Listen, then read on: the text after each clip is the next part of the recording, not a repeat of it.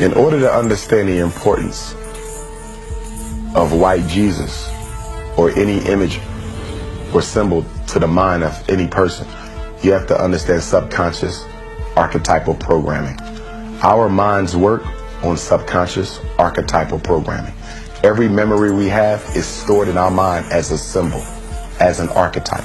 This is precisely why our ancestors in Kemet made an entire language out of symbols. People say, why did they go through the difficulty and complexity and cumbersome process of creating a whole system of communication based on symbol? Because they knew somehow in their genius, what we didn't learn till centuries later, that the mind stores everything as a symbol. There is a problem in creating an image that you begin to believe actually exists. It's very dangerous. The image of spirituality claims that all of us are children of the Creator, and that there is no one in a place that is higher than anyone else.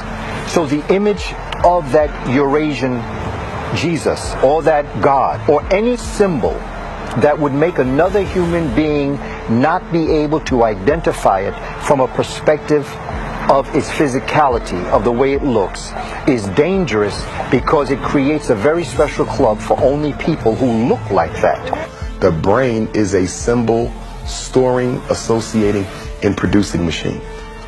So when you show a child a picture of a white Jesus, constantly, repetitively, a black child in particular, who's already being bombarded with negative propaganda that suggests that Europeans are more intelligent than African people, the brain, being a associating and a generating symbol machine, will automatically link this picture to the information that I'm being programmed with. I'm being told white folks are superior. I'm being told God is white. If God is white and white people are superior, then why are black people so upset about white supremacy? Because God, the white man, naturally and quite honestly made white people in his image. White people are here to control us because they are God's people.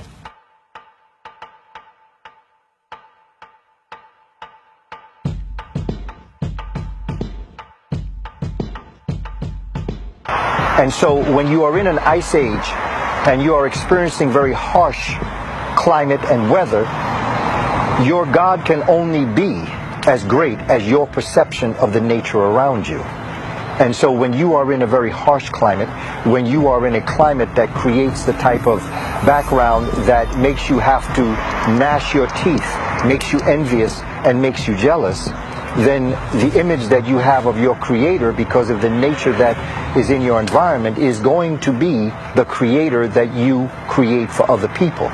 When you wish to dominate them and when you wish to control them, you're going to take that image and you're going to supplant it over what they already have.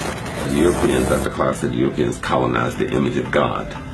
What they did was even more than colonize the image of God. They created an image of God by creating God in the Europeans' image. And then through tyranny, murder, mayhem, and genocide, forced the African world to accept this European image of God. And so when you're worshiping God, you're worshiping the European, because the only image you got of God is of the European. So you're worshiping your murderer, you're worshiping your rapist, you're worshiping your robber, you're worshiping your genocide. And in essence, you are, in the name of God, committing suicide, spiritual suicide, cultural suicide. And so the European has been very strategic in how they've done this. But they've done it all at the tip of a sword and the barrel of a gun. They didn't do this through persuasion. They did this through murder, mayhem, and genocide. In this movie, The Son of God, they had all this extra footage from the Bible documentary. And it shows a white God. And they said that they want this movie to be the images that people will see when they close their eyes and imagine God.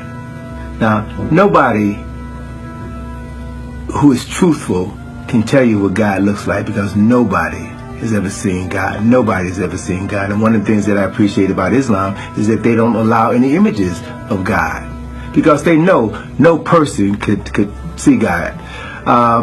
But what you have on the part of Europeans is the Europeanization of African spirituality, which they converted into religion. And then they took African personalities and removed their melanin, presented them as Europeans in order to control the image of God that people saw when they prayed. So that's powerful. If that central figure of your faith system does not look like you, and it looks like another person, then if you love God and respect God and honor God, and God is the most important thing in your life, then the people that look like that God are also going to be very important to you, and more important than you are to yourself. So it is not surprising that you would conduct yourself the way in which you would in reality, because why should you not? It would be natural for you not to honor yourself and your people if the God you worship doesn't look like you. When we talk about white Jesus archetype, if Jesus is white, then it makes sense why white people are in control, because they are also blessed with the same color as God. So that white Jesus image, I believe, has been one of the most psychologically devastating and destructive images, concepts, strategies, weapons that have been reaped upon black folk, because it's still with us. You talk about psychological residuals of slavery.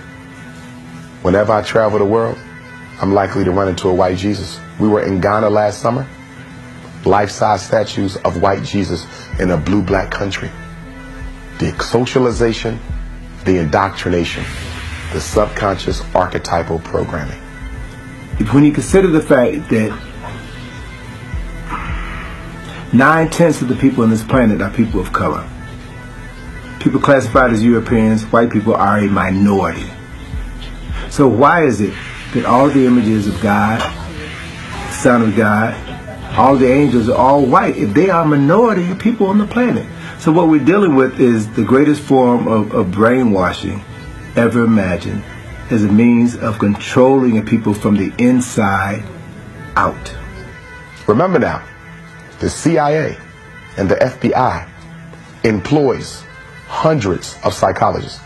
We fail to recognize this, but propaganda is one of the most important institutions of any government.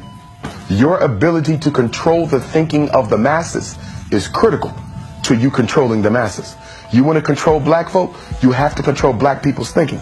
So the CIA, the FBI, the United States government, every corporation employs psychologists to help get past the natural defense mechanisms of the mind and send a message straight to the subconscious. So they're very, very efficient at manipulating people's emotions in order to control their thinking. The church does it. The pastor is a master propagandist. He manipulates your emotions in order to make you more loyal to his church. It's very difficult for people to change their beliefs. That's exactly why it's very important for us to raise our children and socialize them and educate them appropriately with the right beliefs. Because whatever those children believe, by the time they're 12 years old, they're not likely to change it again. If they believe that Jesus was white, they're not likely to change it again, no matter how much information you give them. Well, African people have to begin to understand that if you return to an African way of understanding and knowing reality, you'll get over the fear of death. Because the fear of death is the only tool the European have to persuade you to accept his reality, which is your non-reality. And his reality, which is your non-reality, is a configuration of information that is transmitted to your mind that determines how you make decisions and how you make judgments and how you make plans for your future. If your judgments and decisions and plans are based on a misorganization of information, a deliberate disconstruction of information, then there's no plan or decisions you can make in your behalf that will be for your benefit.